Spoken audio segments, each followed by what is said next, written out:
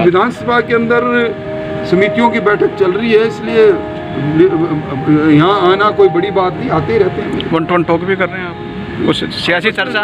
कोई सियासी चर्चा नहीं, जहाँ एमएलए बैठते हैं आपस में चाय पानी होती है, सामान्य बात है, शिष्टाचार की बात। आज पायलट साहब की जगह गोविंद सिंह डोटासरा जी ने कमान संभाली। मंत्रालय ने एक प्रोजेक्ट के तहत इनकी सेवाएं ली थी 5 साल के लिए, 5 साल समाप्त हो रहे हैं, इन्होंने अच्छा काम किया, इसलिए ये लोग आज यहाँ बीजेपी कार्यालय में आए हैं। मैं भी हमारे आयुर्वेद मंत्री से बात करके इनकी बात को आगे बढ़ाऊँ। का अंदरूनी संघर्ष अब सड़क पर आ रहा है।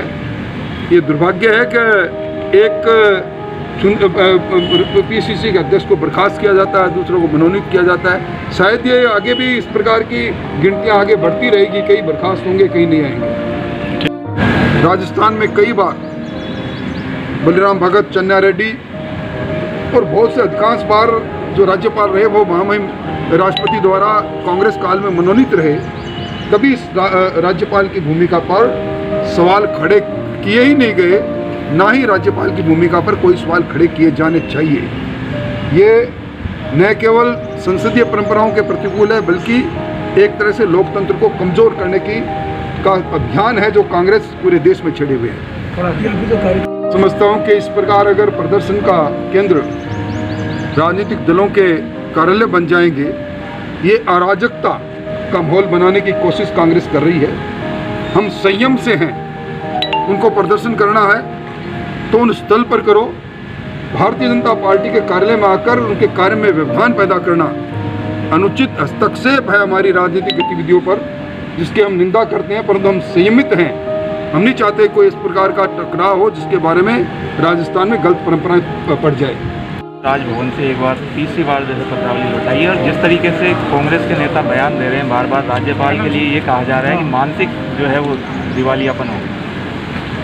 राज्य सरकार की मंशा प्रारंभ से ही ये नहीं थी कि सदन आहूत किया जाए, वरना आर्टिकल 174 के अंतर्गत जो अधिकार महामहिम राज्यपाल को प्राप्त है उसके अनुसार अपना एजेंडा लिखकर अगर वो भेजते तो 21 दिन के नोटिस के बाद सदन आहूत हो जाता।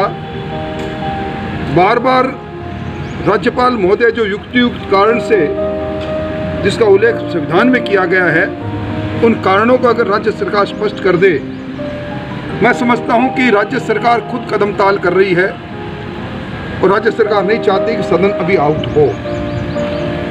संवैधानिक प्रमुख राज्यपाल के लिए इस प्रकार के ओछे शब्दों का इस्तेमाल करना,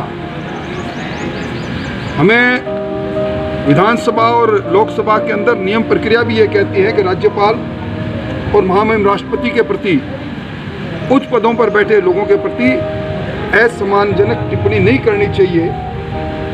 हमारी संसदीय परंपरा भी है, कोल एंड सगदर भी यही कहता है, परंतु सारी संसदीय परंपराओं को ताक में रखकर कांग्रेस के स्वयं राष्ट्रीय नेता जिस प्रकार के बयानबाजी कर रहे हैं, उसकी जितनी निंदा की जाए उतनी कम है। आज जो संवैधानिक गतिरोध हम राजस्थान में देख रहे हैं, उसका मूल कारण है कि कांग्रेस जन को भ्रमित करना चाहती है, खुद सदन को बुलाना नहीं चाहती, सदन आहूत करना नहीं चाहती।